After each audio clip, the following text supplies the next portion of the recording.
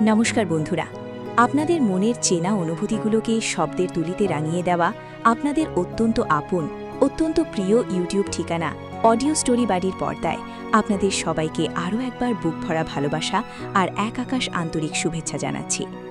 প্রতিবারের মতো আজকেও এই বিশেষ নতুন এবং এক চূড়ান্ত নাটকীয় পর্বে পুরো গল্প জুড়ে আপনাদের একাকিত্বের সঙ্গী হতে আপনাদের হৃদয়ের খুব কাছে হাজির হয়েছি আমি এবং আপনাদের গল্পের প্রিয় বন্ধু মিস্টার অলোকেশ সরকার। বন্ধুরা, বিগত 10 নম্বর পর্বের সেই শেষ দৃশ্যটি আমাদের সবার বুকটাকে যেন এক অজানা আশঙ্কায় কাঁপিয়ে দিয়েছিল। প্রতিটি শ্রোতার চোখ সেদিন অশ্রুসজল হয়ে উঠেছিল। তনুর এই নিঃস্বার্থ আত্মত্যাগ কি ঋষিকে পুরোপুরি বদলে দিল? আজকের এই বিশেষ এবং চূড়ান্ত ধামাকা 11 নম্বর পর্বে এসে প্রতিটি শ্রোতার মনে এখন একটাই ব্যাকুল প্রশ্ন: মৃত্যুর সাথে পাঞ্জা লড়তে থাকা তনু কি পারবে আবার ঋষির জীবনে এই ভালোবাসার সংসারে ফিরে আসতে, নাকি ডাক্তারদের সমস্ত চেষ্টা আর ঋষির এই বুকফাটা আর্তনাদকে ব্যর্থ করে দিয়ে সে চিরদিনের মতো হারিয়ে যাবে না ফেরার দেশে? আর ওদিকে রক্তিম, যে নিজের ভাইয়ের প্রাণ কেড়ে নেওয়ার জন্য ঋষিরাজকে শেষ করে দেওয়ার জন্য এই নোংরা চক্রান্তের জাল বুনেছিল, তনুর এই রক্তাক্ত পরিণতির পর সে কি পারবে পার পেয়ে যেতে, নাকি তনুর এই অবস্থার পর ঋষিরাজের ভেতরের ঘুমিয়ে থাকা সিংহটা জেগে উঠবে? ঋষিরাজের রুদ্ররূপ কি এবার তছনছ করে দেবে রক্তিমের সেই অহংকার আর সাম্রাজ্যকে?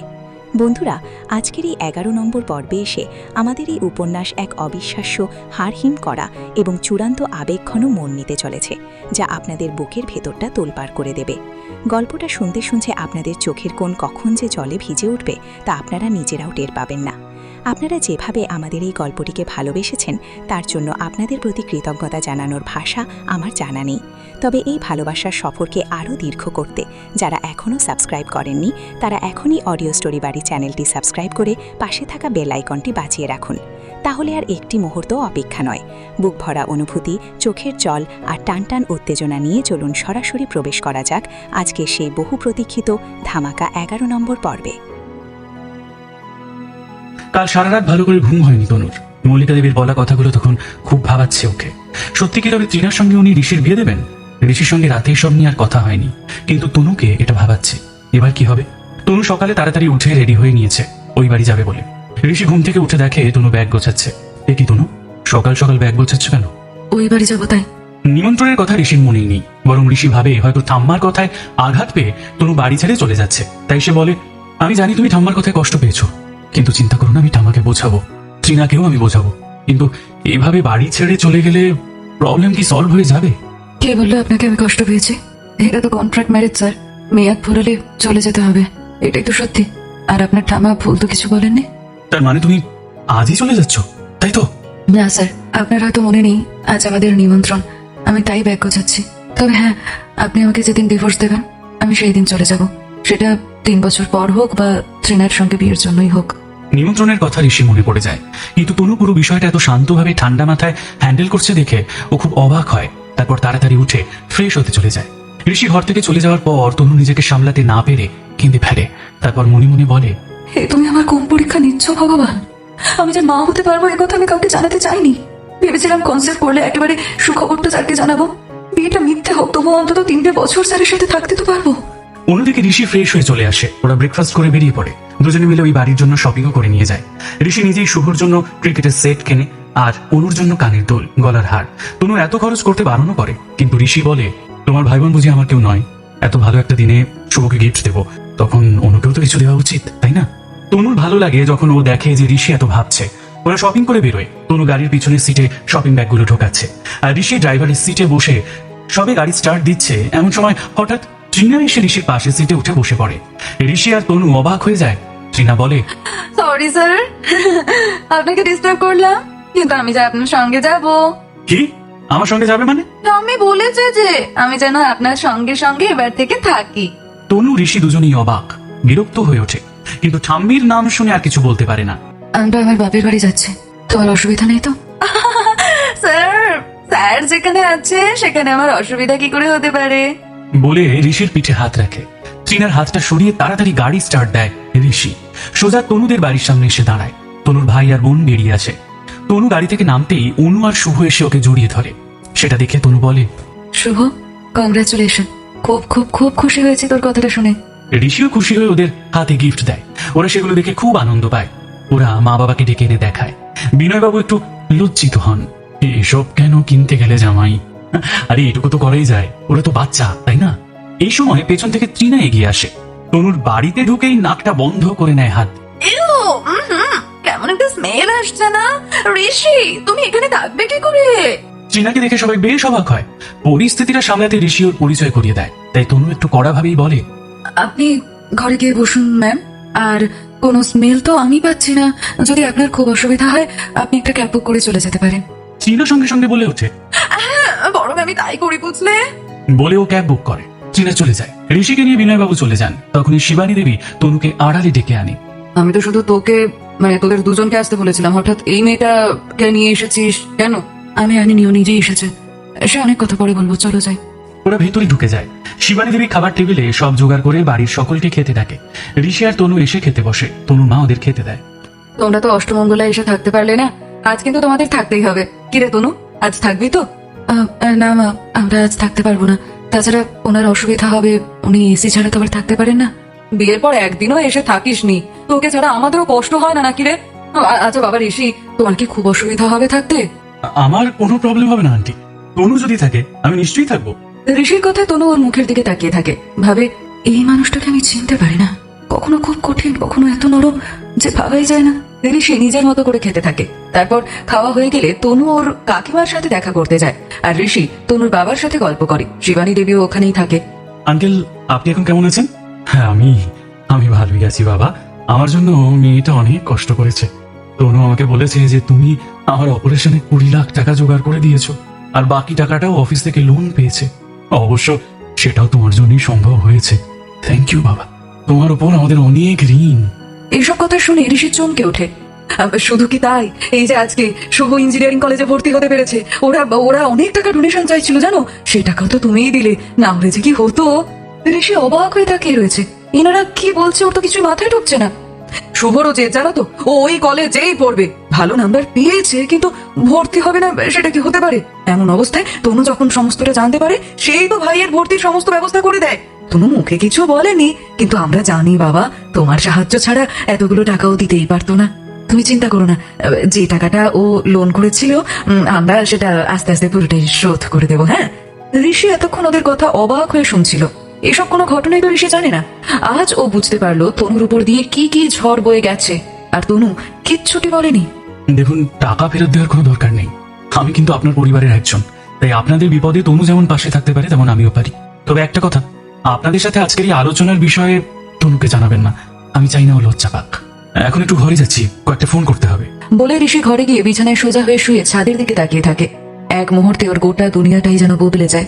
এই কয়েকদিনে তনুর সাথে যা ঘটে গেছে সেটার এক মোটাও আমি টের পাইনি। অবশ্য কখনো তনুর থেকে কিছু জানতেও চাইনি যে কেন ওর এত টাকার দরকার হলো। শুধু রাগই দেখিয়েছি। আঙ্কেলের অপারেশনের সময় তনু আমাকে একটা ফোন করেছিল ঠিকই, কিন্তু সেদিনও আমি খারাপভাবে কথা বলেছি ওর সঙ্গে ফোনে। আমি না জেনে শুনে তখন তনুকে অনেক কষ্ট দিয়ে ফেলেছি। কেন যে তখন সত্যিটা জানার চেষ্টা করলাম না। এখন ভাবলে নিজেরই লজ্জা লাগছে। কিন্তু একটা কথা বুঝতে পারছি না, ও যদি লোনের অ্যাপ্লিকেশন দিয়েই থাকে তাহলে অ্যাটলিস্ট আমি তো জানতেই পারতাম। এত বড় অ্যামাউন্টের লোন আমি ছাড়া অফিসের আর কেউ তো অ্যাপ্রুভ করতে পারবে না। তাহলে অ্যাপ্লিকেশনটা গেল কোথায়? এমন সময় হঠাৎ দরজায় একটা শব্দ হয়। ঋষি চমকে ওঠে। তারপর দরজা খুলে দেখে তৃণা দাঁড়িয়ে আছে। ওর পরনে একটা নাইট গাউন। ঋষি তৃণাকে এই অসময়ে এখানে দেখে চমকে ওঠে। তৃণা কোনো কথা না বলে ঘরের ভেতর ঢুকে আসে। ঋষি বিরক্ত হয়ে জিজ্ঞাসা করে, দেখে তৃণা, তুমি না বাড়ি চলে গিয়েছিলে? আপনারা যারা নিয়মিত আমাদের পাশে থাকেন তাদের প্রতি আমাদের অনেক ভালোবাসা, কিন্তু আপনাদের লাইক আর সাবস্ক্রাইবের হার কমে যাওয়ায় আমরা বুঝতে পারছি না আমাদের গল্পগুলো আপনাদের কতটুকু ভালো লাগছে। যদি আমাদের উপস্থাপনা বা গল্পে কোনো খামতি থাকে তবে তা আমাদের অবশ্যই জানান। আপনাদের উৎসাহ ছাড়া এই পথ চলা আমাদের পক্ষে অসম্ভব। ভালো লাগলে চ্যানেলটির সাথেই থাকুন। আমাদের এই ছোট ছোট প্রচেষ্টাগুলো তখনই সার্থক হয় যখন আপনাদের ভালোবাসা আমাদের সাথে থাকে। ইদানিং লক্ষ্য করছি আপনারা হয়তো আমাদের গল্পগুলোতে আগের মতো সাড়া দিচ্ছেন না, যা আমাদের কিছুটা ভাবিয়ে তুলছে। আপনাদের কোনো গঠনমূলক মতামত বা অভিযোগ থাকলে তা অবশ্যই কমেন্ট বক্সে লিখে জানাবেন। আমরা নিজেদের আরও উন্নত করার চেষ্টা করব। আর যদি গল্পটি বিন্দুমাত্র ভালো লেগে থাকে তবে একটি লাইক ও সাবস্ক্রাইব করে আমাদের পাশে থাকার বিনীত অনুরোধ রইল। ঋষি তৃণাকে এত রাতে এখানে দেখে তো অবাক হয়ে যায়। তৃণা, তুমি এখানে? তুমি তো চলে গিয়েছিলে, আবার এলে কেন? আর এসব কি পোশাক পরেছো? ট্রেনা উত্তর দেয় না, কাছে আসার চেষ্টা করে আর বলে, তোমায় ছেড়ে চলে যাওয়ার পর আমার একদম ভালো লাগছিল না, তাই ভাবলাম চলে আসি। এসে কাকিমাকে জিজ্ঞেস করলাম, বললো তনু নেই, ব্যাস চলে এলাম। এমন সুযোগ চাইলে হয়। কথা বলতে বলতে ওর কোলে এসে বসে। ঋষি যেন আকাশ থেকে পড়ে, ওকে সরানোর চেষ্টা করে বলে, কি করছো এসব? এই সরো সরো বলছি। সরার জন্য তো আসিনি, তুমি তো জানো আমি তোমাকে কতটা পছন্দ করি, প্লিজ ঋষি। ঋষি হঠাৎ এরকম হওয়াতে একটু অপ্রস্তুত হয়ে পড়ে। ও সরাতে যায় তৃণাকে, আর ও সরবেই না। এমন সময় হঠাৎ ঘরের আলোটা জ্বলে ওঠে। দুজনেই ঘুরে তাকিয়ে দেখে তনু দাঁড়িয়ে ওদের দেখছে তীক্ষ্ণ দৃষ্টিতে। ঋষি তৃণাকে সরিয়ে দেয়, তনুর কাছে ছুটে যায়, বলে, বিশেষ করো, তুমি যা ভাবছো তেমন কিছু নয়। চীনা আমার কাছে এসেছিল, আমি কিচ্ছু করিনি, কিচ্ছু না। তৃণা এবার নাটক করে, আহ স্যার, যেই বউ এলো অমনি ভোল বদলে গেল। হ্যাঁ, আপনি তো আমায় রাতে ডাকলেন, বললেন যে তনু নেই, তুমি এসো।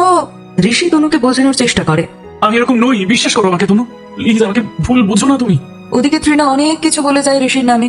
তনু, স্যার মিথ্যে বলছে, স্যার চিরকালই আমাকে খারাপ চোখে দেখতো, এখন তোমার সামনে ভালো সাজছে।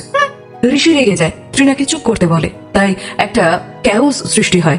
তনু চুপ করে থাকে। একসময় চিৎকার করে ওঠে, তোমরা চুপ করো, চুপ করো সবাই। সবাই থমকে যায়। তনু এবার সোজা এগিয়ে যায় তৃণার কাছে, গিয়ে ওকে একটা কষিয়ে থাপ্পড় মারে। এইটার জন্য ওরা কেউই তৈরি ছিল না। এবার তনু বলে, এক্ষুনি ঘর থেকে বেরিয়ে যাও তৃণা, এক্ষুনি। তনুর গলায় একটা অদ্ভুত জোর ছিল, যেটার পর তৃণা আর কিচ্ছু বলতে পারে না। ও তাড়াতাড়ি বেরিয়ে যায়। তনু এরপর তাকায় ঋষির দিকে। ঋষি আবারও বলতে যায় যে ও কিচ্ছু করেনি, কিন্তু তনু বলে বসে, এইটুকু ভরসা আপনার উপর আমার আছে। আপনি আমাকে ভরসা করেন না সেটা আমি জানি, কিন্তু আমি তেমন মানুষ নই। আর যাই হোক, এটা জানি যে আপনি অন্য মেয়ে নিয়ে এসে কিচ্ছু করবেন না। আর তৃণা ম্যাডামকে আপনি অন্য চোখেও দেখেন না। নিন, শুয়ে পড়ুন, অনেক রাত হলো। তনু আর কিছু না বলে শুয়ে পড়ে। ঋষি অবাক হয়ে যায় তনুর এই ম্যাচিউরিটি দেখে। ঋষি ভাবে, তুমি সত্যি এত ভালো। ওর জায়গায় অন্য যে কোনো মেয়ে থাকলে আজ আমাকে ভুল বুঝতোই, কিন্তু ও বুঝলো না। সত্যি আমি লাকি ওকে পেয়ে। তুমি অনেক কষ্ট পেয়েছো তনু, কিন্তু আমাকে একবার মুখ ফুটে কিছু বলোনি যে তোমার বাবার জন্য তুমি এত টাকা নিয়েছো, আমাকে এতটা পর করে দিলে। তুমি নিজের থেকে নিজের কষ্টের কথা কোনোদিন কাউকে বলবে না, কিন্তু আর আমি তোমাকে কষ্ট দেবো না। জানি তোমার মনে অনেক অভিমান জমে আছে, তাই আগে তোমার অভিমান ভাঙতে হবে। এই ভেবে ও শুয়ে পড়ে। পরের দিন সকালে ব্রেকফাস্ট করে ঋষি অফিস চলে যায়, কিন্তু বাড়ি ফিরতে ঋষির অনেক রাত হয়ে যায়। তনু অপেক্ষা করতে করতে ঘুমিয়ে পড়ে। উঠতে দেরি হয়ে যায় তনুর। ঋষি ডেকে দেয়, তনু, এই তনু, আরে উঠবে তো, 7টা বেজে গেছে। তনু ঋষির ডাকে চোখ খুলে তাকায়। তুমি কাল কখন আসলে? এই তো আসলাম কিছুক্ষণ আগে। আমাকে এক কাপ কফি খাওয়াবে? তনু ঘাড় নেড়ে চলে যায় কফি বানাতে। তনু চলে গেলে ঋষি হঠাৎ দেখতে পায় তনুর বিছানার পাশে টেবিল, আর সেখানে একটা ফটো রাখা। ফটোটা একজন মহিলার। ওনাকে দেখে ঋষির খুব চেনা চেনা লাগে। তারপর হঠাৎ মনে পড়ে, আরে এটা তো রানু আন্টি, আমার মায়ের প্রিয় বান্ধবী। ছোটবেলা থেকে দুজনে প্রায় একসাথে বড় হয়েছে। ঋষির অনেক পুরনো কথা মনে পড়ে যায়। নিজের মনেই ভাবে, আমার মনে আছে ছোটবেলায় মা গল্প করতো রানু আন্টির ব্যাপারে। রানু আন্টির বাপের বাড়ি আর আমার মার বাপের বাড়ি এক জায়গায়। ছোটবেলায় যখন রানীগঞ্জে দাদুর বাড়ি যেতাম, তখনও রানু আন্টির বিয়ে হয়নি। রানু আন্টির কাছে আমি সবসময় থাকতাম। তারপর রানু আন্টির বিয়ে হয়ে যায়। মা এক সময় বলেছিল রানু আন্টির নাকি মেয়ে হয়েছে। আমার মনে আছে কয়েকবার একটা ছোট মেয়েকে নিয়ে রানু আন্টি রানীগঞ্জ গিয়েছিল। আমার যখন 10 বছর বয়স। মেয়েটা একেবারে ডল পুতুলের মতো দেখতে ছিল। আমি ওর নাম কখনো জিজ্ঞাসা করিনি, কারণ আমি তো ডল বলেই ডাকতাম। সবসময় আমার কোলে আসতে চাইতো, টলমলো পায়ে হাঁটতো, খুব মিষ্টি নিয়েছিল, সবসময় আমার কাছে কাছে থাকতো। আমরা যখন শেষবারের মতো দাদুর বাড়ি গিয়েছিলাম, সেবার আমার একদম আসতে ইচ্ছা করছিল না। আমি খুব কেঁদে ফেলেছিলাম। শুধু বলেছিলাম ডলকে ছেড়ে যাব না, ডল আমার কাছে থাকবে। ডল আমার কোল থেকে নামছিল না, খুব কেঁদেছিল মেয়েটা। তখন মা বলেছিল ডলকে সব সময়ের জন্য আমার কাছেই থাকার ব্যবস্থা করে দেবে। বড় হলে আমার সাথে মেয়েটার বিয়ে দেবে, আমার বউ করে আমাদের বাড়িতে নিয়ে যাবে। তাই রানীগঞ্জের এই কালী মন্দিরের মা রানু আন্টি মিলে একে অপরকে কথাও দেয়। আর মা আশীর্বাদ করে ডলকে একটা চেইন পরিয়ে দেয়। আর আন্টি আমাকে একটা আংটি দিয়েছিল। আংটিটা তখন আমার হাতে ঢিলা হতো, তাই ওটা আমি রেখে দিয়েছিলাম। এখনো আমার কাছে ওটা আছে। এত কিছু মনে পড়ে কেমন যেন নস্টালজিক হয়ে যায় ঋষি। ভাবে, সেই রানু আন্টির ছবি এখানে কেন? আর ডল, ও কোথায়? এখনো মনে আছে বাড়িতে এসে ও ডলের কথা খুব মনে পড়তো। তারপর তো আমার মা কেমন হয়ে গেল, আর আমার জন্মদিনের দিন ওই ঘটনা। থাক, আর পুরোনো কথা ভেবে লাভ নেই। ওই দিনের পর থেকে আমি অন্য ঋষি হয়ে যাই। আস্তে আস্তে সেই ছোট ডলের স্মৃতিগুলোতেও ধুলে পড়ে যায়, আর ওকেও ভুলে যাই। সারা জীবন আমি মায়ের সাথে কাটানোর স্মৃতিগুলো ভুলতে চেয়েছিলাম, কিন্তু পারিনি। আজ আবার অনেকগুলো বছর পর সেই পুরনো স্মৃতি ফিরে এলো। কিন্তু এই ফটোটা তনুর কাছে কি করছে? রানু আন্টি বা কই? আচ্ছা, ওই ডল মানে রানু আন্টির মেয়ে তনু না তো? কিছুক্ষণ পরে তনু রুমে আসে কফি নিয়ে। ঋষির হাতে ওর মায়ের ছবি দেখে। তনু, ইনিকে? তনু একটু থমকে একটা দীর্ঘশ্বাস ফেলে বলে, এটা আমার মায়ের ছবি, সবসময় আমার কাছে থাকে। ঋষি তনুর কথা শুনে অবাক হয়ে তাকায়। তনু বলতে থাকে, আমার মা রানু চ্যাটার্জি। আমার যখন বয়স 7 বছর তখন মা ক্যান্সারে মারা যায়। মাকে ঘিরে আমার স্মৃতি খুব কমই আছে, তাই এই ছবিটাই সম্বল। এই ছবিটা কাছে থাকলে মনে হয় মাও কাছে আছে। ঋষির যেন সমস্ত কিছু কেমন স্বপ্নের মতো লাগে। সে মনে মনে বলে, তার মানে আমার ধারণা ঠিক, তনুই তাহলে সেই ছোট্ট ডল যে আমার কোলে চড়ে ঘুরতে ভালোবাসতো। তখন তো 2 বছর বয়স, ওর নিশ্চয়ই কিছুই মনে নেই, কিন্তু আমার তো মনে আছে। এই মেয়েটা সেই ছোটবেলার অভ্যাস এখনো বদলায়নি। যবে থেকে আমার সাথে দেখা হয়েছে তবে থেকে আমার পিছনে পিছনে ঘোরে। এটাকেই হয়তো আত্মার সম্পর্ক বলে। রানু আন্টি আর আমার মা এই বিয়েটা ঠিক করেছিল। ভগবান হয়তো সেটাই চায় যে ওদের ইচ্ছে পূরণ হোক। তাই ডলের সাথে এত বছর পরে আবার দেখা হলো, ওর সাথে বিয়ে হলো আমার। একেই হয়তো বলে ডেস্টিনি। মা বলতো ভগবান সবার জন্য কাউকে না কাউকে তৈরি করেছে। আমি এসব ডেস্টিনি ভগবান বিশ্বাস করি না, তবে আজ মানতে ইচ্ছে করছে তনু। স্যার কি ভাবছেন? ঋষি কিছু না বলে ওকে টেনে নিয়ে বুকের মধ্যে জড়িয়ে ধরে। কি হলো হঠাৎ জড়িয়ে ধরলেন যে? এমনি ইচ্ছে হলো তাই। সব কথা তোমাকে কেন বলতে যাবো বলো তো? তুমি কি তোমার মনের কথা বলো, আমার উপর শুধু রাগই দেখাও। তবে তুমি আমার উপর রাগ দেখালে, ঝগড়া করলেও সেটাই ভালো লাগে। তুমি চাও আমি ঝগড়া করি তোমার সাথে? অবশ্যই চাই। আমি তো ঝগড়া করতে চাইছি, কিন্তু তুমি তো ঝগড়া করছো না, মুখ ফুলিয়ে বসে আছো। তোমার কি হয়েছে বলো তো? হঠাৎ আমার সাথে তো ভালোভাবে কথা বলছো যে? আমি খুব খারাপ তাই না? সবসময় তোমার সাথে খারাপ ব্যবহার করি। আমি সেটা তো বলিনি। এই বলে তনু ঋষির কাছ থেকে সরতে চাইলে ঋষিরা ওকে আরো কাছে টেনে নেয়। তারপর বিছানায় শুইয়ে দেয়। তনুর উপরে শুয়ে ওর কপালের উপরের চুলগুলোকে সরিয়ে তনুর কপালে কিস করে, চোখের পাতায় কিস করে, তারপর গালে, তারপর ঠোঁট দুটো দখল করে নেয়। তখনই অনু দিদি ভাই বলে দরজা খুলে ঘরে ঢোকে। ঋষি আর তনু তাড়াতাড়ি করে উঠে পড়ে। দিদি ভাই, তোরা ঘুমিয়ে পড়েছিলি? না না, বল, কিছু বলবি? মা তোদের খেতে ডাকছে রে। হ্যাঁ, চলো যাচ্ছি। তুমি যে এখানে থাকবে বললে, মানে আমাকে বলেছো? না, বলিনি এখনো, ভুলে গিয়েছিলাম। এখন ফোন করে বলে দিচ্ছি। তুমি ফোন করে নিচে আসো, আমি অনুকে নিয়ে যাচ্ছি। ঠিক আছে। ওদিকে তৃণা এই চরের তাড়নায় নিজের ঘরে পায়চারি করতে থাকে। ওর ভীষণ গালে লেগেছে। এই অপমান ও সহ্য করতে পারছে না। নিজের মনেই দাঁতে দাঁত চেপে বলে, এত বড় অপমান তুমি আমাকে করলে তো তনু। আমাকে চোর মারলে, তাও আবার ঋষি স্যারের সামনে। এটা তো আমি মেনে নেব না। তোমাদের আমি একসঙ্গে থাকতে দেব না, কিছুতেই না। প্রিয় শ্রোতা বন্ধুরা, আপনাদের জন্যেই মিস্টার অলোকেশ সরকার প্রতিনিয়ত এই সুন্দর সুন্দর গল্পগুলো নিয়ে আসেন। আপনাদের প্রতিটি লাইক আর কমেন্ট আমাদের অনেক অনুপ্রেরণা দেয়। তাই গল্পটি ভালো লাগলে এখনই একটি লাইক দিয়ে দিন আর কমেন্টে জানান আপনার অনুভূতি। তনু চরমারার অপমানে পাগল হয়ে যায় তৃণা। রাগের চোটে ফোন করে মল্লিকা দেবী। ফোন ধরে রেগে বলে, আমি আপনার সঙ্গে দেখা করতে চাই। আপনার অফারটা আমি নিতে রাজি। ওই পাশ থেকে মল্লিকা দেবী কিছু বলেন না, শুধু হাসেন। ওদিকে তনু আর অনু চলে যায় খাবার জায়গায়। ঋষি ফোনটা নিয়ে ঠামাকে ফোন করে। ওপাশ থেকে মল্লিকা দেবী ফোন ধরে বলে, দাদু ভাই, তোমরা কখন আসবে? আমরা আজকে এখানেই থাকবো ঠাম্মি, তবে পরশু চলে আসবো সকালবেলা। কাল তো রবিবার অফিস নেই, তাই এখানেই থাকছি। ওনারা অনেকবার আমাকে রিকোয়েস্ট করেছেন তাই। কিন্তু ঋষি, তোমার তো ওখানে থাকতে অসুবিধা হবে। ওদের বাড়িতে এসি নেই, তোমার তো আবার শীতকালেও এসি লাগে। ঠামা, আমার কোনো অসুবিধা হবে না, আমি ম্যানেজ করে নেব। 2 দিনের তো ব্যাপার। আচ্ছা বেশ, ঠিক আছে। তুমি যদি ওখানে থাকতে পারো তাহলে আমি আর কি বলবো। মল্লিকা দেবী ফোন রেখে দিলেন। মেয়েটা ঋষিকে একেবারে নিজের হাতে করে নিয়েছে। না না না, আর বেশি দেরি করা যাবে না। এবার আমাকে কিছু একটা করতেই হবে। তৃণার সঙ্গে আমাকে দেখা করতেই হবে। ঋষি নিচে এসে দেখে তনু ওর মার সাথে খাবার টেবিলে রান্নাঘর থেকে খাবার নিয়ে এসে রাখছে। তনুর দিদা আর বাবা, অনু, শুভ সবাই বসে আছে। ঋষিও গিয়ে বসে। শিবানী দেবী তনুকে বলে, তনু, তুই বসে পড়, খেয়ে নে, আমি খেতে দিচ্ছি। হ্যাঁ বসে পড়ো, এখন তো তুই বড়লোক বাড়ির বউ, এখন কি আর তোকে কাজ করা মানায়? তুই কাজ করছিস দেখে আবার তোর বরের কিছু যদি মনে হয়, তাই না? এই বাড়িটা আমার, আমি আমার বাড়িতে কাজ করব, সেটা কেন উনি কিছু মনে করতে যাবেন? ও আচ্ছা, আমাকে তাহলে বাড়ির খোঁটা দিচ্ছিস এখন? হ্যাঁ, তোর বাড়ি বলে কি আমি কথাও বলতে পারবো না? হ্যাঁ, আপনি একটু চুপ করুন না। সবসময় তনুর সাথে খারাপ ব্যবহার করতে ভালো লাগে? হ্যাঁ সেই তো, সেই আমি কিছু বললেই তো দোষ হয়ে যায়। দোষ ভুলের কথা নয়, কিন্তু তনু তো ভুল কিছু বলেনি। বাড়িটা রানুর নামে, তাই বাড়ির মালিক তনু। আর ও তো আপনাকে কিছু সেধে বলতে যায়নি, আপনি তোকে কথা শোনাচ্ছেন। দিদা মুখ ঘুরিয়ে নিয়ে ঋষিকে বলে, একটা কথা না বলে পারছি না ঋষি বাবা। তুমি বিয়ে করার জন্য আর মেয়ে পেলে না গো? এই মেয়েকে বিয়ে করলে কেন? আমি বলে দিচ্ছি তোমায়, সময় যাক হারে হারে টের পাবে একই জিনিস। তোমার মতন একটা বড়লোক ছেলে পেয়েছে তো, তোমার ঘরে আরো চেপে বসবে, দেখো না, তখন বুঝবে মজা। ঋষিরাজ এতক্ষণ চুপ করেছিল, তবে হঠাৎ তনুর দিকে তাকিয়ে দেখে ওর চোখে জল। আর সহ্য করতে না পেরে এবার রেগে চিৎকার করে ওঠে, স্টপ ইট, স্টপ ইট! আমি অনেকক্ষণ ধরে আপনার বাজে কথা শুনছি। আপনার সাহস কি করে হয়? আপনি আমার স্ত্রীর নামে বাজে কথা বলছেন। আপনি বয়সে বড় দেখে আমি চুপ করেছিলাম, কিন্তু এখন আমি আর চুপ করে থাকতে পারলাম না। আমি আমার ওয়াইফের অপমান কিছুতেই মেনে নেব না। এই বলে ঋষি উঠে দাঁড়ায়। তখনই রান্নাঘর থেকে ছুটে আসে শিবানী দেবী। উনি বলেন, মা, তুমি কি শুরু করেছো বলো তো? কেন আমার সংসারে অশান্তি বাঁধাচ্ছ তুমি? ঋষি ঋষি বাবা, তুমি খেতে বসো। মা, তোমার যদি আমার সংসারে অশান্তি বাঁধানোরই উদ্দেশ্য হয়, তাহলে তুমি এখানে থেকো না, দয়া করে দাদার বাড়িতে চলে যাও তুমি। শিবানী দেবীর মা চুপ করে বসে থাকে, আর কিছু বলে না।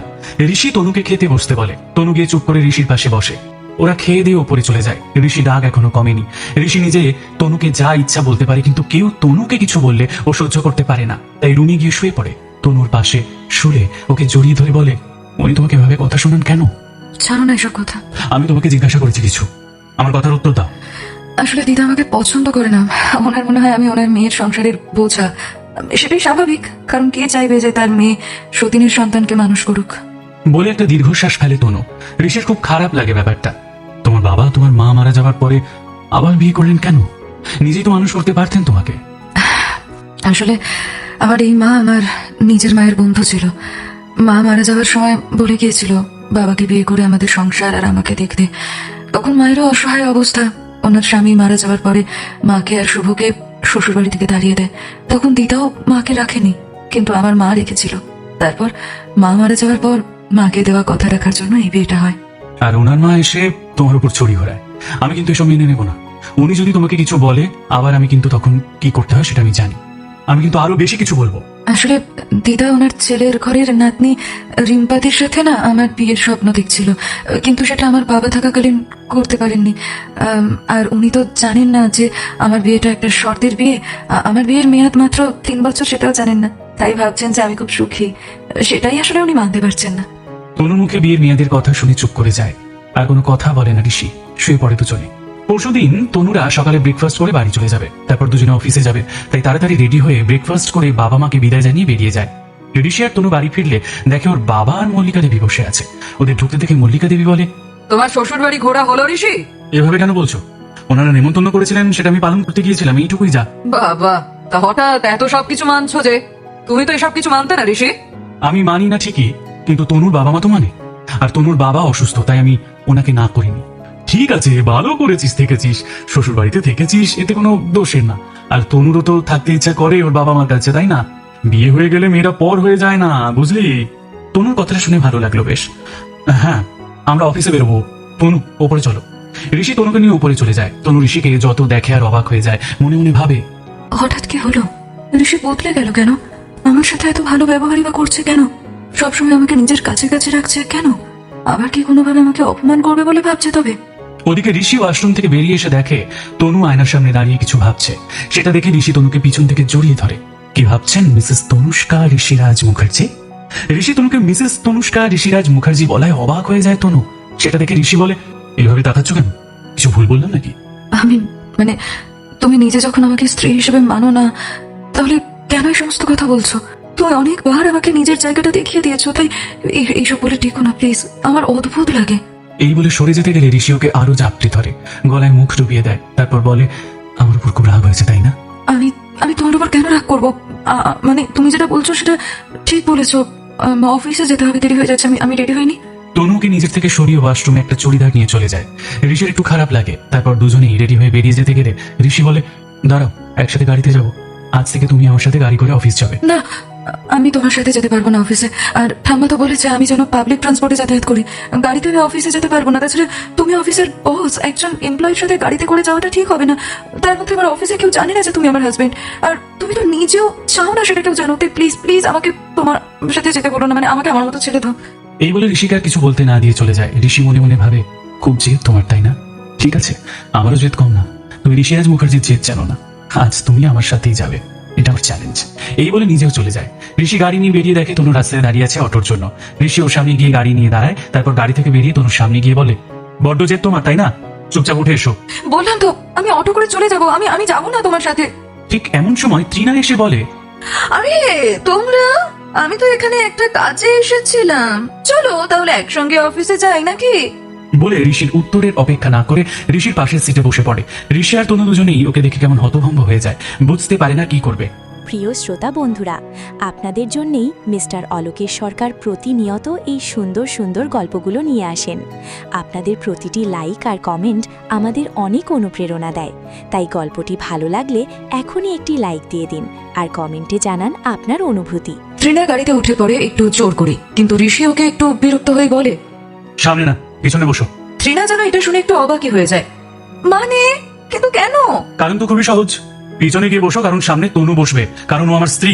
এবার ট্রিনা কিছু আর বলতে পারে না, মনে মনে ভাবে, খুব তাড়াতাড়ি এই জায়গায় আমি বসবো স্যার, তখন দেখি তোমার তনু কোথায় থাকে। মেকি হাসি হেসে ট্রিনা পিছনে চলে যায়। তনু এসে বসে সামনে। ঋষি তনুকে বলে, তুমি সামনে এসে বসো। তনু সামনে এসে বসে, কিচ্ছু বলে না। ঋষি গাড়ি চালাচ্ছে আর তনু চুপ করে জানলার দিকে তাকিয়ে বসে আছে। ঋষি মাঝে মাঝে তনুকে দেখছে, কিন্তু কিছু বলছে না। ঋষি গাড়ি করে অফিসের সামনে এসে দাঁড়ায়। তনু ঋষির গাড়ি থেকে নামে, ঋষিও নামে। সিকিউরিটি থেকে শুরু করে সবাই অদ্ভুতভাবে তনুকে দেখে। ঋষির গাড়ির সামনে তনু বসে। অনেকের মনে অনেক প্রশ্ন জাগে, কিন্তু কিছু বলতে পারে না। কিন্তু ঋষির এসবে কোনো হেলদোল নেই। তনুর একটু অস্বস্তি হয়। ঋষি তনু আর ট্রিনার সঙ্গে ওপরে উঠে যায়। তনুর ফ্লোর আসলে ও বেরিয়ে যায় আর ঋষি উপরে যায়। ঋষি কেবিনে গিয়ে সবাইকে ডেকে পাঠায়। ট্রিনা বলে, স্যার কোনো প্রবলেম? না, আমি অ্যানাউন্স করতে চাই যে আমি নেক্সট উইকে একটা পার্টি দেবো আমার বিয়ের খুশিতে, আর তোমাদের সবার সাথে আমি আমার ওয়াইফের পরিচয় করিয়ে দেবো। আর এই পার্টির অ্যারেঞ্জমেন্ট করবেন আপনারা 4 জন। বলে 4 জনকে দায়িত্ব দিয়ে দেয়। ট্রিনা তো বিরক্ত হয়, কিন্তু সবার সামনে কিছু বলতে পারে না। বলে, ওকে স্যার। মিস ত্রিনা, আপনি একটু তনুকে আমার কেবিনে আসতে বলুন।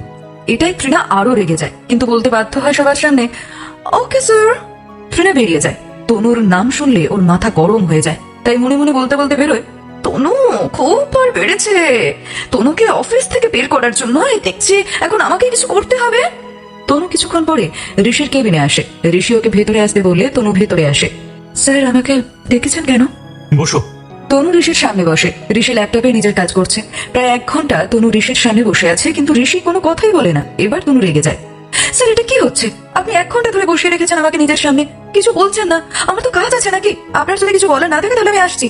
এই বলে উঠে যেতে গেলে ঋষি বলে, আমি তোমার বস, তাই আমি তোমাকে এখনো যেতে বলিনি। চুপ করে চেয়ারে বসো, আমি যতক্ষণ না বলবো তুমি এখান থেকে বেরোতে পারবে না। আরে শুধু শুধু বসিয়ে রেখেছেন কেন? কি হয়েছে সেটা তো বলবে। ঋষি তাও কোনো কথা বলছে না। সেটা দেখে তনু উঠে ঋষির সামনে গিয়ে ল্যাপটপের সামনে দেখে ঋষি গেম খেলছে। সেটা দেখে তনুর মাথা আরো গরম হয়ে যায়, তাই ল্যাপটপটা বন্ধ করে রেগে গিয়ে বলে, আপনি 1 ঘন্টার উপরে আমাকে শুধু শুধু বসিয়ে রেখে গেম খেলছেন? দেখে মনে হচ্ছে যেন কত ইম্পর্টেন্ট কাজ করছেন এদিকে। তনুর রাগ দেখে ঋষি মনে মনে বলে, এই তো ম্যাডামের আমার উপর রাগ হয়েছে। এই তো আস্তে আস্তে আগে সেই ঝগড়ুটে তনু ফিরে আসছে। তনুকে এক টানে নিজের কোলের মধ্যে বসিয়ে দেয়। তনু ভয়ে ঋষির গলা জড়িয়ে ধরে আর চোখটা বন্ধ করে নেয়।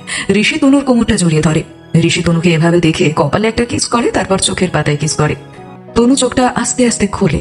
ঋষির দিকে তাকিয়ে দেখে ঋষির ঠোঁটের দিকে এগোচ্ছে। তনু ওর ঠোঁটে হাত দিয়ে বলে, স্যার কি করছেন? দরজা লক করেনি, যদি কেউ এসে যায়।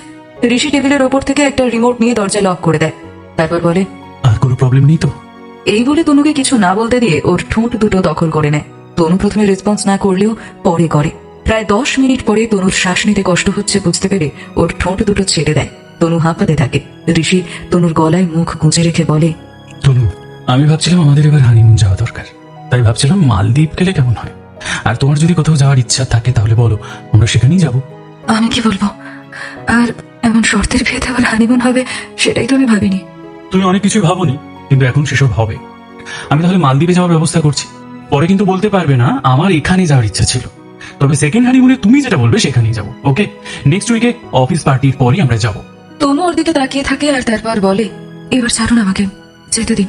তখন থেকে কি আপনি আগে করছো বলো তো? এটা তো অফিস, এছাড়া কি বলবো আর? তোমাকে এখন আর কাজ করতে হবে না। চলো লং ড্রাইভে যাই। আমি আজ একটু তোমার সাথে সময় কাটাতে চাই। তোমাকে এখন ছাড়তে ইচ্ছা করছে না। ঠিক আছে চলুন, আমি ডেস্ক থেকে আমার ব্যাগটা তবে নিয়ে আসি। ঋষির কোল থেকে উঠে যায় তনু। নিচে এসে দেখে ঋষি গাড়ি নিয়ে দাঁড়িয়ে আছে। তনু গাড়িতে গিয়ে উঠে পড়ে। ওরা গাড়ি নিয়ে বেরিয়ে যায়। আর ওদের বেরিয়ে যেতে দেখে রক্তিম গাড়ি থেকে নামে। তারপর ভেতরে গিয়ে সোজা ট্রিনার কেবিনে চলে যায়। ট্রিনা রক্তিমকে দেখে বলে, রক্তিম স্যার আপনি এখানে? দেখতে আসলাম তুমি তোমার কাজ করছো নাকি। আমি তোমার কাছে নেক্সট প্রজেক্টের কোটেশন চেয়েছি, কিন্তু তুমি তো কিছুই বলছো না। কি করে বলবো স্যার, আমাকে এখন খুব কমই মিটিং এ থাকতে দেয়। না, তোমাকে দিয়ে আমার কোনো কাজ হবে না। তোমাকে টাকা দিয়ে পুষে কি হবে? ঋষি এখন কোথায় গেল? জানি না, তনুকে দিয়েই স্যার সমস্ত প্রজেক্ট করে। রক্তিম একটু অবাক হয়। এক সেকেন্ড। তনু মানে তনুষ্কা ওর নাম, মানে ঋষি যে মেয়েটাকে নিয়ে বেরিয়ে গেল সেটা তনু তো? হ্যাঁ, ও আমাদের কোম্পানির এক ডিজাইনার, স্যার ওকে খুব বিশ্বাস করে, এখন তো ওকেই বিয়ে করেছে। আপনি কি ওদের বিয়েতে যাননি? শুধু বিয়েতে গিয়ে খেয়ে চলে এসেছিলাম, কিন্তু আসল গসিপ তো এখন পাচ্ছি। তনু কবে থেকে এই অফিসে কাজ করছে সেটা আমাকে জানতে হবে। কেন আপনি জানেন না? প্রায় 1.5 বছর তো। এই মেয়েটা কি সেই মেয়েটা যে দিল্লিতে ঋষিকে বাঁচিয়েছিল? হ্যাঁ, এই মেয়েটাই তো তনুষ্কা। রক্তিম মনে মনে বলে, আমি তনুষ্কার বিষয়ে জানে না? ঋষি নিজের আগে থেকেই ওকে পছন্দ ছিল, তাই ওকে বিয়ে করেছে। তাহলে ঋষিরাজ মুখার্জির দুর্বলতা এই মেয়েটা। সে কি শুধু ওর প্রাণ বাঁচিয়েছে বলে, নাকি অন্য কিছু আছে সেটা জানতে হবে। তবে আমার বিশ্বাস তনুকে ঋষি ভালোবাসে, আর প্রেম যত গভীর আঘাত তত গভীর। ঋষির কাছ থেকে তনুকে একেবারের জন্য সরিয়ে দেব আমি। ওকে আমি কিছুতেই সুখে থাকতে দেব না।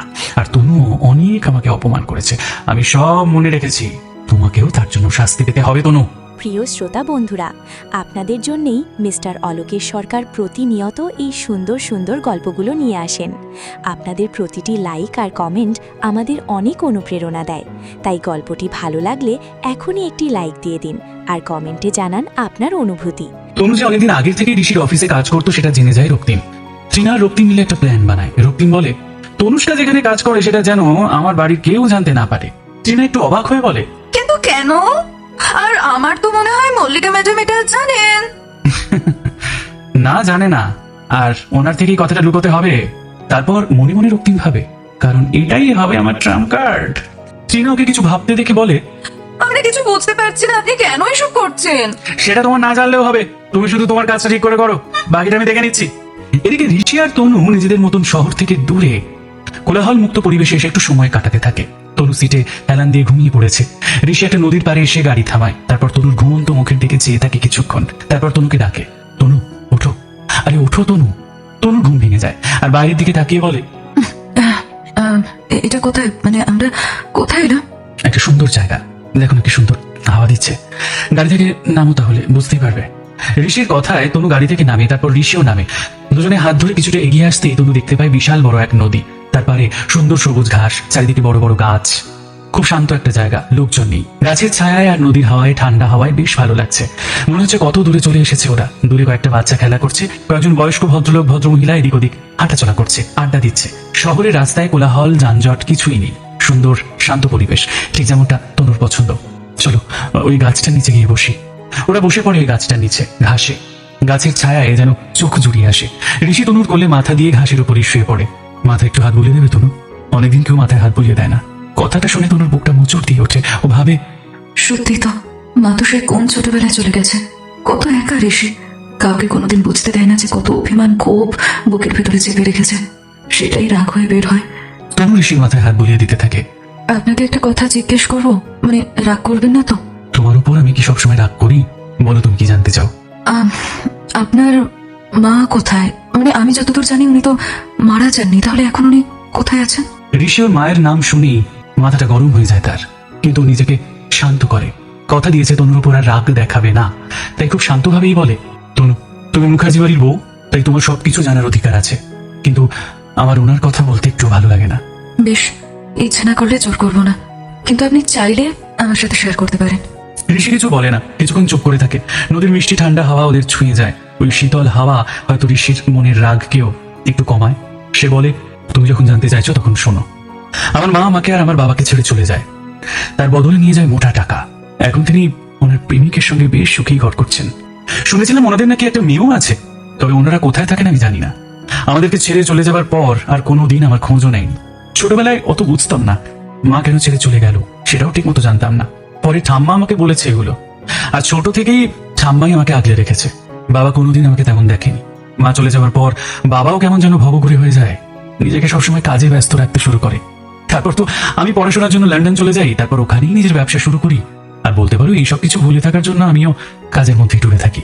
তারপর ঠাম্মার কথায় এই তো কয়েক বছর হলো দেশে ফিরে আবার কাজে জয়েন করেছি। তোমার মা আর কখনো তোমার সাথে যোগাযোগ করেননি? হ্যাঁ, করেছিলেন। অনেকদিন আগে একবার আমার অফিসে এসেছিলেন আমার সাথে দেখা করতে। মনে হয় কথা বলতেও চেয়েছিলেন, কিন্তু আমি ওনাকে যে পরিমাণে ঘৃণা করি তাতে কোনোদিনও ওনার সাথে ভদ্রভাবে কথা বলার ইচ্ছা আমার নেই। তাই আমি সেই দিন ওনাকে অফিস থেকে তাড়িয়ে দিই, দেখা করিনি। এটা কিন্তু তুমি একদম ঠিক করোনি। তোমার ওনার সাথে একবার কথা বলা উচিত ছিল। উনি হয়তো তোমাকে কিছু বলতে এসেছিলেন। দেখো তনু, আমি ওই মহিলাকে ঘৃণা করি। ওই মহিলা কি বলতে এসেছিল সেটা জানার কোনো ইচ্ছা আমার নেই। অনেক ঘটনা আছে যেগুলো তোমাকে বলিনি, তাই বলছি। ওই মহিলার নাম তুমি আমার কাছে দ্বিতীয়বার নেবে না। তনু চুপ করে যায়, মনে মনে বলে, সেদিন কাকিমা অন্য কিছু বলছিলেন, আর আজ আপনি অন্য কথা বললেন। কেন জানি না এই কথায় আমার বিশ্বাস হচ্ছে না। এর পেছনে নিশ্চয়ই অন্য কোনো ঘটনা আছে যেটা যেটা মিসিং। এখন আর এসব কথা আমার ভালো লাগছে না তনু, অন্য কিছু বলো। তনু ঋষির মাথায় হাত বোলাতে বোলাতে অন্য গল্প করতে থাকে। এদিকে আজ রানার জন্মদিন, তাই নেহা খুব সুন্দর করে সেজে গুজে রানার সাথে দেখা করবে বলে একটা পার্কে এসে অপেক্ষা করছে। আজ প্রায় মাস দুয়েক পর রানার সাথে নেহার দেখা। জন্মদিনের গিফট ফুল হাতে নিয়ে পার্কের একটা বেঞ্চে নেহা বসে থাকে। বিকাল গড়িয়ে সন্ধে হয়ে যায়, তখন নেহা অপেক্ষা করতে থাকে। এমন সময় হন্তদন্ত হয়ে রানা আসে।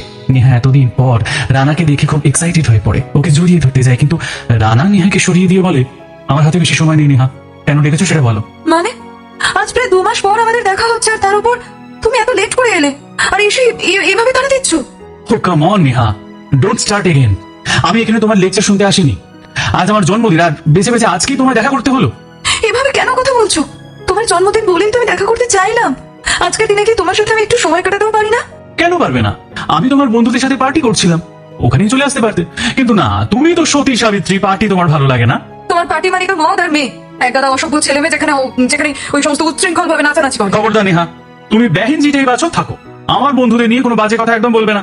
এইসব কথা শুনে নেহার খুব মন খারাপ হয়ে যায়। তাও নিজেকে সামনে নিয়ে রানাকে গিফটটা দেয়। এতে তোমার জন্য একটা ব্রেসলেট আছে, তুমি যদি পরো তাহলে আমার ভালো লাগবে। নেহার কথা শেষ হওয়ার আগেই রানার কাছে একটা ফোন আসে, আর রানা খুব ব্যস্ততা দেখাতে শুরু করে দেয়। ঠিক আছে ঠিক আছে, ওসব পরে দেখা যাবে, এখন আমি আসছি, ঠিক আছে? ওকে চলো, টাটা। সে কি এক্ষুনি চলে যাবে? প্লিজ এরকমটা করো না। আমি যে তোমায় ভালোবাসি, তোমার ছাড়া আমি থাকতে পারি না, সেটা কি তুমি বোঝো না? Please please Neha, please please, আমার মুড নষ্ট করিও না তো। তোমাকে আমি আগেও বলেছি, আমার কাছে ভালোবাসা একটা ক্যাজুয়াল ব্যাপার, আর আমি ওসব ভালোটারও বাসি না কাউকে। যাই হোক, আমার বন্ধুরা পার্কের বাইরে ওয়েট করছে, আমাকে যেতে হবে। চলো, গুড বাই। নিহার কোনো কথা বলে না, দুজনে হেঁটে পার্কের গেটের কাছে আসে। তারপর নিহা দাঁড়িয়ে থাকে, আর রানা গাড়িতে উঠে চলে যায়। নিহা দেখে গাড়ির ভিতরে রানার বন্ধুরা আছে, সাথে একটা অপরিচিত মেয়েও রয়েছে, যাকে রানা গাড়িতে উঠে জড়িয়ে ধরে। নিহা নিজেকে আর সামলাতে না পেরে কান্নায় ভেঙে পড়ে। তারপর দিশেহারার মতন এদিক ওদিক হাঁটতে শুরু করে। এদিকে অনেক রাত হয়ে যায়, কিন্তু নেহা বাড়ি ফিরছে না দেখে বীণা দেবী খুব টেনশন করছেন। অবিনাশ বাবু বীণা দেবীকে বলেন, এত টেনশন করো না, নেহাকে একটা ফোন করে দেখোই না। অনেকবার ফোন করেছি দাদা, রিং হয়ে যাচ্ছে কিন্তু রিসিভ করছে না। ওর বন্ধুদের কাছে খোঁজ নিয়েছো? ওর তো তেমন কোনো বন্ধু নেই দাদা, হাতে গোনা যে 2-1 আছে তাদের সাথে কথা হয়েছে, তারা তো বললো তারা কিছু জানে না। কোথায় যাচ্ছে কিছু বলে গেছে? না, তেমন কিছু তো বলেও যায়নি। নেহা বাড়ি ফেরেনি শুনে মল্লিকা দেবী খুব রেগে যান। রেগে গিয়ে বলেন, সারাদিন বাড়িতে বসে করোটা কি শুনি? মেয়েকে ঠিক মতো মানুষ করতেও পারোনি। মা হয়ে মেয়ে কোথায় যাচ্ছে সেইটুকু খবর তোমার কাছে নেই। এত রাতে মুখার্জি বাড়ির মেয়েরা বাইরে কখনো গেছে? কখনো যায়নি, কোথাও থাকেও না। বীণা দেবী কাঁদতে শুরু করে। মা, আপনি আমি যত ইচ্ছা খারাপ কথা শোনান, কিন্তু দয়া করে যত তাড়াতাড়ি সম্ভব আমার মেয়েটাকে খোঁজার ব্যবস্থা করুন। মল্লিকা দেবী ঋষিকে ফোন করেন, কিন্তু ওরা শহর থেকে একটু দূরে আছে, যে ওদেরকে চেষ্টা করে ফোনে পাওয়া যাচ্ছে না। প্রিয় শ্রোতা বন্ধুরা, আপনাদের জন্যেই মিস্টার অলোকেশ সরকার প্রতিনিয়ত এই সুন্দর সুন্দর গল্পগুলো নিয়ে আসেন। আপনাদের প্রতিটি লাইক আর কমেন্ট আমাদের অনেক অনুপ্রেরণা দেয়। তাই গল্পটি ভালো লাগলে এখনই একটি লাইক দিয়ে দিন, আর কমেন্টে জানান আপনার অনুভূতি। অন্ধকার রাস্তায় এক দিশেহারার মতো হাঁটতে থাকে নেহা। ওর চোখের জল এতক্ষণে শুকিয়ে গেছে, বুঝতে পারছে না ওর কি করা উচিত। যাকে ভরসা করে ভালোবেসে সবার সঙ্গে লড়াই করলো, সেই ওকে আজকে ঠকালো। ও আর এটা সহ্য করতে পারে না। ওর বাড়ির কাছে একটা পুকুর পাড়ে এসে দাঁড়ায়। ওর চোখে মুখে কেমন একটা অদ্ভুত ভাব। এদিকে অঝরে বৃষ্টি হচ্ছে, বাজ পড়ছে, রাস্তায় একটাও লোকজন নেই। নেহা একা পুকুর পাড়ে বসে জলের দিকে তাকিয়ে রয়েছে। ওর মুখ থেকে বোঝা যায় যে ও যেটা ভাবছে সেটা খুব একটা ঠিক ভাবনা নয়। এদিকে বাড়ির প্রায় সবাই নেহাকে হন্যে হয়ে খুঁজে বেড়ায়। নেহার বাবা মা, রক্তিম, সীমা দেবী যে যার মতন করে নানা দিকে নেহাকে খুঁজতে থাকে, কিন্তু কেউ কোথাও পায় না। ধীরে ধীরে সবার মধ্যে টেনশন বাড়তে শুরু করে। অন্যদিকে নদীর ধারে সন্ধে নেমে আসে। ঋষি তনুকে বলে, চল তনু, এবার বাড়ি যাওয়া যাক, অনেকটা রাস্তা যেতে হবে। হ্যাঁ চলুন, মেঘ করছে, বৃষ্টি আসবে মনে হয়। ওরা সবে উঠে গাড়ির দিকে এগোবে, তখনই ঝমঝমিয়ে বৃষ্টি চলে আসে। ঋষি আর তনু দৌড়ে এসে গাড়ির দিয়ে উঠে পড়ে। ভাগ্যিস তাড়াতাড়ি গাড়িতে উঠে পড়েছি, না হলে পুরো ভিজে যেতাম। ঠিক বলেছেন, কিন্তু জায়গাটা এত সুন্দর যে যেতে ঠিক ইচ্ছে করছে না। ঠিক আছে, তোমাকে আরেকদিন নিয়ে আসবো। আমাদের বাড়ি পৌঁছতে প্রায় 11টা বেজে যাবে, তাই ভাবছি রাস্তাতেই ডিনার করে নিলে ভালো হয়, কি বলো? হ্যাঁ তাই করি, আমারও খিদে পেয়ে গেছে। ওই দেখো, এতক্ষণ বলনি কেন? আরে চলো যাই। এই বলে ঋষি গাড়ি স্টার্ট দেয়। বাড়িতে মল্লিকা দেবী টেনশনে পায়চারি করছেন, আর বারবার ফোন করছেন রক্তিমকে, জিজ্ঞেস করছেন, কিরে পেলি কি এখনো পাসনি? হায় ভগবান, মেয়েটাতে কোথায় গেল? মায়ের পাশে বসে রয়েছে অবিনাশ বাবু। তিনি মাকে শান্ত হতে বলেন, আশ্বাস দেন যে ঠিক খুঁজে ওকে পাওয়া যাবেই। ওদিকে খাবার খেয়ে গাড়ি করে রওনা দেয় ঋষি আর তনু। দুজনেই খুব ভালো মুডে আছে। তনু নেহার জন্য একটু খাবার প্যাকও করে নেয়। হঠাৎ খেয়াল পড়ে ওদের দুজনেই অনেকক্ষণ ফোন দেখেনি। ফোন গাড়িতে রেখেই ওরা নদীর পাড়ে বসেছিল। তনু ফোন দেখে বাড়ির সবার মিলিয়ে প্রায় 40টা মিসড কল। ঋষিকে সে কথা বলতে ঋষি টেনশনে পড়ে যায়। শিগগিরই গাড়ি থামিয়ে ঠাম্মিকে ফোন করে। হ্যাঁ ঠাম্মি, সরি ফোনটা দেখিনি। কি হয়েছে? এতবার কল করেছো কেন আমাকে? ওদিকে ঠাম্মি ভীষণ রেগে তাও শান্তভাবে বলেন, যাক মনে পড়লো তবে। হ্যাঁ, আমি তো ভেবেছিলাম হয়তো তোমরা হারিয়ে গেছো, ফোনে পাওয়া যাচ্ছে না, অফিস থেকেও বেরিয়ে গেছো, তাই খবর নিচ্ছিলাম। না ঠাম্মি, আসলে আমরা যাই হোক, কিন্তু কিছু কি হয়েছে? হ্যাঁ, নেহাকে খুঁজে পাওয়া যাচ্ছে না। ওর ফোন লাউড স্পিকারই ছিল। কথাটা শুনেই চমকে ওঠে তনু। ঠাম্মি সবটা বলে।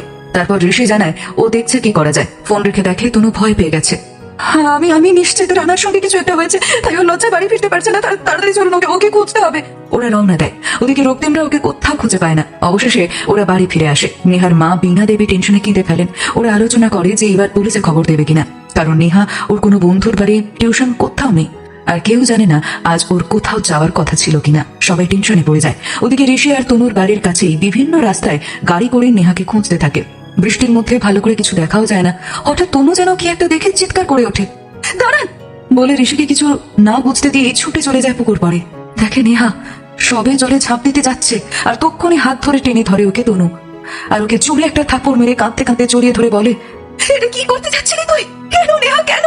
নেহা কিচ্ছু বলে না। ও যেন কেমন স্তব্ধ হয়ে গেছে। ততক্ষণে ঋষিও এসে পড়েছে। সবাই বৃষ্টিতে ভিজছে।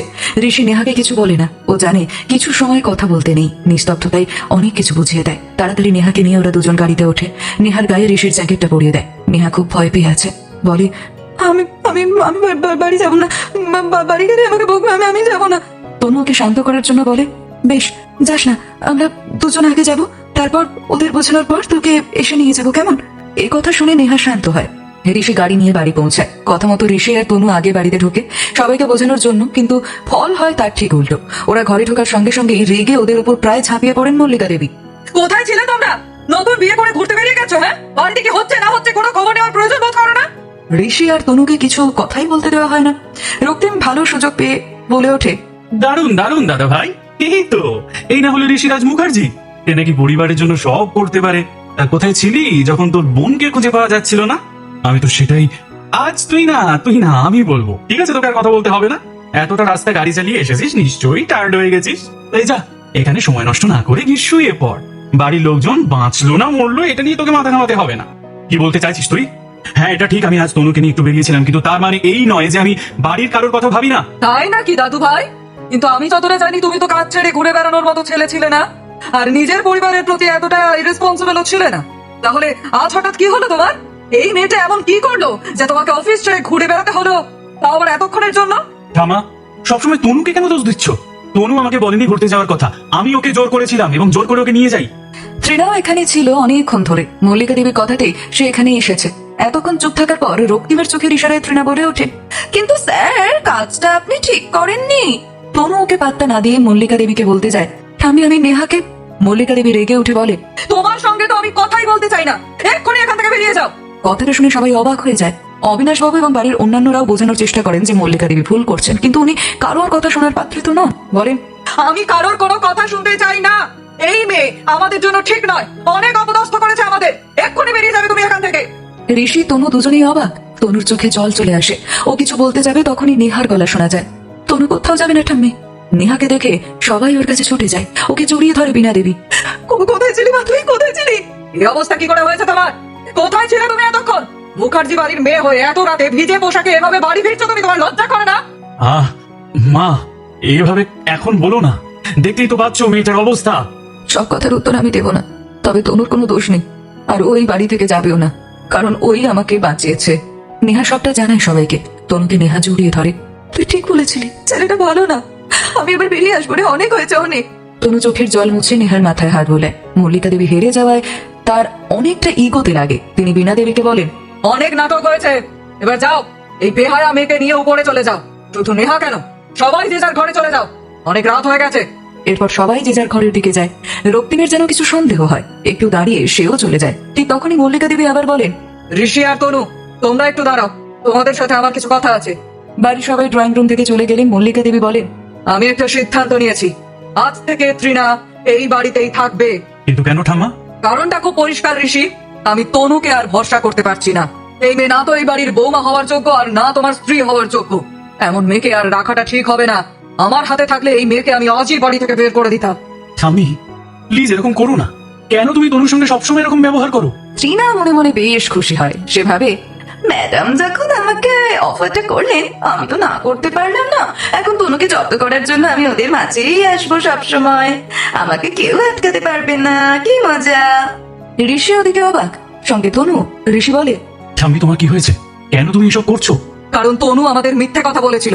কন্ট্রাক্ট অনুযায়ী ওর একটা বেবি দেওয়ার কথা, কিন্তু আমার মনে হয় না ও সেটা পারবে। আর আমার কথার খেলাপ যেখানে হচ্ছে সেটা তো আমি মেনে নেব না। তাই তৃণা হবে তোমার উঠবি ওয়াইফ। কিন্তু ঠাম্মা, তনুর সাথে তো আমার এখনো ডিভোর্স হয়নি, আর তনু এখন যাবেই বা কোথায়? এখন তো যাবে না, যাবে 6 মাস পর। আইনত 6 মাস পরে তুমি তনুকে ডিভোর্স দেবে, কিন্তু তৃণা আজ থেকেই তোমার সাথে সব সময় থাকবে। আর হ্যাঁ, মাথায় রেখো, এটা আমার অর্ডার। তাই আশা করি তোমাদের আর কারোর কিছু বলার নেই। তনু ঋষির দিকে তাকায়, ঋষি কিছু বলবে সেই আশায়, কিন্তু ঋষি কিচ্ছু বলে না, চুপ করে থাকে। তনুর চোখ বেয়ে জল গড়িয়ে পড়ে। তবে কি ঠাম্মির কথাই ঋষি মেনে নিল? তনুর এই বাড়িতে থাকার মেয়াদ 3 বছর থেকে 6 মাসে এসে দাঁড়ালো। বন্ধুরা, ভালোবাসার ছোঁয়া উপন্যাসের আজকের এই ধামাকা 11 নম্বর পর্বটি এখানেই শেষ হলো। তনুল এই জীবন মৃত্যুর লড়াই আর ঋষিরাজের ভেতরের এই তীব্র অনুশোচনা আজ আপনাদের হৃদয়কে ঠিক কতটা ছুঁয়ে গেল তা ভাবলে আমার নিজেরও বুকটা কেঁপে ওঠে। যে ঋষিরাজ কোনোদিন ভালোবাসার মূল্য দিতে শেখেনি, তাকে এক চরম বাস্তব আর অনুভূতির মুখোমুখি দাঁড় করিয়ে দিল। আজকের এই পর্বটি যদি আপনাদের চোখে সামান্যতম অশ্রু সচল করে থাকে, যদি তনুর এই নিঃস্বার্থ আত্মত্যাগ আপনাদের মনকে ছুঁয়ে গিয়ে থাকে, তবে ভিডিওটিতে এখনই একটি লাইক দিয়ে দিন। আপনাদের একটি লাইক আমাদের এই ছোট্ট অডিও স্টোরি বাড়ি পরিবারকে আরও অনেক মানুষের কাছে পৌঁছে দিতে সাহায্য করে। তবে গল্প কিন্তু এখানেই শেষ নয়। এরপর কি হতে চলেছে? তনু কি শেষ পর্যন্ত চোখ মেলবে? ঋষি কি পারবে তার ভুলের প্রায়শ্চিত্ত করতে? আর রক্তিমের সেই নোংরা চক্রান্তের শেষ পরিণতিই বা কী হবে? এই সব কিছুর উত্তর নিয়ে খুব তাড়াতাড়ি এক অবিশ্বাস্য এবং চমৎকার চমক নিয়ে আমি ফিরে আসছি ঠিক এর পরবর্তী, অর্থাৎ 12 নম্বর পর্বে। তাই এই ভালোবাসার সুন্দর সফরকে আরও দীর্ঘ করতে এবং 12 নম্বর পর্বটি ইউটিউবের পর্দায় সবার আগে উপভোগ করতে যারা আজকে আমাদের চ্যানেলে একদম নতুন এসছেন কিংবা নিয়মিত গল্প শুনছেন অথচ কোনো কারণে এখনও সাবস্ক্রাইব করা হয়নি, তাদের কাছে মিস্টার অলোকেশ সরকারের বিনীত অনুরোধ, এখনই আপনাদের ভালোবাসার চ্যানেল অডিও স্টোরি বাটি সাবস্ক্রাইব করে পাশে থাকা বেল আইকনটি অল করে রাখুন। আর হ্যাঁ, আজকের পর্ব নিয়ে আপনার মনের অনুভূতিটি কমেন্ট বক্সে লিখে জানাতে কিন্তু একদম ভুলবেন না। আপনাদের এক একটি সুন্দর মন্তব্য আমার রাতের ক্লান্তি দূর করে এবং পরবর্তী পর্বটিকে আরও সুন্দর করে তোলার তাগিদ যোগায়। গল্পটি আপনার সেই সব বন্ধুদের সাথেও শেয়ার করতে পারেন যারা এমন মন ছুঁয়ে যাওয়া বাংলা অডিও স্টোরি শুনতে ভালোবাসেন। আজকের মতো আপনাদের কাছ থেকে বিদায় নেওয়ার সময় হয়ে এলো। পুরো গল্প জুড়ে আপনাদের একাকিত্বের সঙ্গী হিসেবে, আপনাদের অনুভূতির প্রিয় বন্ধু হিসেবে ছিলাম আমি এবং আপনাদের মিস্টার অলোকেশ সরকার। ততক্ষণ পর্যন্ত সবাই অনেক ভালো থাকুন, সুস্থ থাকুন, নিজের খেয়াল রাখুন আর শুনতে থাকুন আপনাদের মনের একান্ত ঠিকানা অডিও স্টোরি বাড়ি। ধন্যবাদ।